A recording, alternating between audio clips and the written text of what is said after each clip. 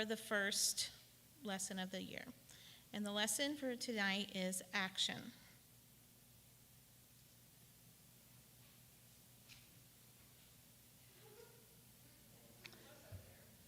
Okay.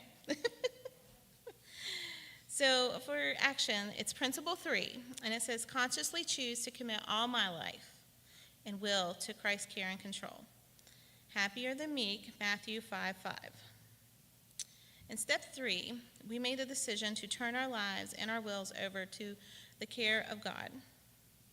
In Romans 12:1, it says, therefore, I urge you, brothers and sisters, in view of God's mercy, to offer your bodies as living sacrifices, holy and pleasing to God.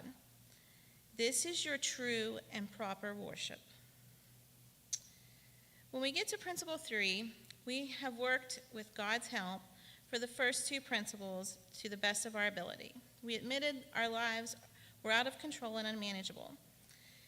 And we came to believe that God can restore us. But even after taking the first 2 steps, we can still be stuck in the cycle of failure that keeps us bound by guilt, anger, fear, and depression. Tonight, we are going to see how to get unstuck. How do we get past those old, familiar negative barriers of pride, fear, guilt, worry, and doubt? Those barriers that keep us from taking this step. The answer is action. Principle 3 is all about action. It states, consciously choose to commit. Making a choice requires action. Almost everyone knows the difference between right and wrong, but most people don't like making decisions. We just follow the crowd because it's easier to making the decision to do what we know is right. We procrastinate making commitments that will allow change to occur from the pain of our hurts, habits, and hang-ups. Do you know that some people think that deciding whether or not to discard old toothbrushes is a major decision? Others are so indecisive that their favorite color is plaid. But seriously, do you know that not deciding is to decide? Do you know putting off the decision to accept Jesus Christ as your higher power, Lord, and Savior really is making the decision to not accept him? Principle 3 is like opening the door. All you need is the willingness to make the decision. Christ will do the rest. He said in Revelations 3:20, here I am. I stand at the door and knock. If anyone hears my voice and opens the door, I will come in and eat with that person, and they with me. Action. It look at tonight's acrostic is A for accept, C for commit, T for turn it over, I for it's only the beginning, O for one day at a time, and N for next step. The first letter A stands for accept. Accept Jesus Christ as your higher power and Savior. Make the once-in-a-lifetime decision to ask Jesus into your heart. Make the decision to establish that personal relationship with your higher power that he so desires. Now is the time to choose to commit your life. God is saying, make it today. Satan says, do it tomorrow. Get all the time in the world. In Romans 10:9, God's word tells us, if you confess that Jesus is Lord and believe that God raised him from the dead, you will be saved. It's only after you make this decision that you can begin to commit to starting asking for and following his will. That's the C in the word for action. I would venture that you of us here tonight have tried to run over our lives on our own power and will and found it to be less than successful. I know I sure did. In Principle 3, we change our definition of willpower. Willpower becomes the willingness to accept God's power to guide your life, not your own. We come to see that there is no room for God if we are full of ourselves. We need to pray the prayer the psalmist prayed in Psalm 143:10. Teach me to do your will, for you are my God. May your good spirit lead me on level ground. The letter T stands for turn it over. Let go and let God. That's one of my favorite sayings. You have heard that phrase many times in recovery. It doesn't say just let go of some things to God. It doesn't say just let go of the little things, only the big things. It says everything.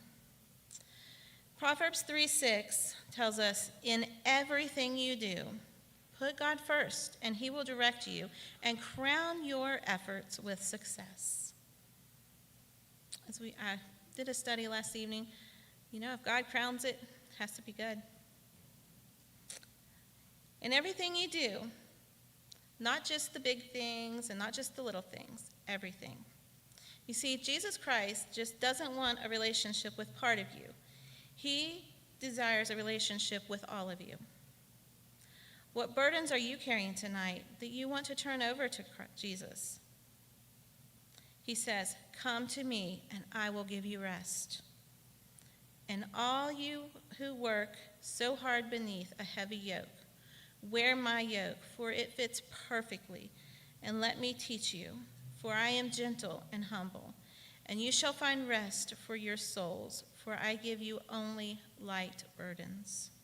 And that's in Matthew 11:28 through 30. The next letter in action is I. It's only the beginning. The initial decision to accept Christ as your personal Savior is only the beginning. Then we can make the commitment to seek and follow God's will. The new life that begins with this decision is followed by a lifelong process of growing as a Christian. Philippians 1:6 puts it this way: God, who began a good work within you, will keep right on helping you grow in his grace until this task within you is finally finished. No matter how long you have walked with God, he will continue to reveal areas of improvement. The third principle is like buying a new house. First, you make the decision to buy the new house, but it's only the beginning. There are still more decisions, more steps, like getting the bank and applying a loan, getting an appraisal, getting the escrow, the contract with the moving company, getting the utilities turned on, all before you're ready to move in. Recovery is not a three-principle program. It's only the exciting beginning of a new life, a life we will live in a new way, one day at a time, and that is the letter O in action. Our recoveries happen one day at a time. If we remain stuck in the yesterday, the constantly worrying about tomorrow, we will waste our precious time of the present. And it is only in the present that the change and growth can occur. We can't change yesterday, no matter how much we want to, and we can only pray for tomorrow.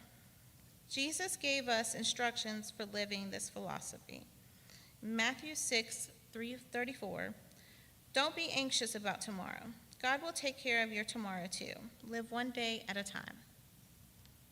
Believe me, if I could go back and change the past, I would do many things differently. I would choose to spare my family the pain and the hurt that my sin addiction caused. My decisions over the course of my life had made life difficult not only for myself but for others. But I can't change even one thing that happened in my past, and neither can you. On the other side of the coin, I can't live somewhere way off in the future, always worrying, what if this or that? Is this going to happen? Is it not? And neither can you. I leave that up to God. But I can and do live in today. And I can, with Christ's guidance and direction, make a difference in the way I live today. And so can you. You can make a difference one day at a time. The N in action stands for next step. The next step is to ask Jesus into your life to be your higher power. How, you may say? It's very simple. Pastor Rick Warren has developed an easy way to establish a spiritual base for your life. So I want you to ask yourself these 4 questions that I want to read. And if you answer yes to them, I want you to think and pray to Jesus for this. Do I believe Jesus Christ died on the cross for me and showed me he was God by becoming back to life? That was in 1 Corinthians 15, 2 through 4. Do I accept God's free forgiveness for my sins, no matter what they are, no matter what you've done? Do I switch to God's plan for my life? Am I ready to make that switch? Have I expressed my desire for Christ to be the director of my life?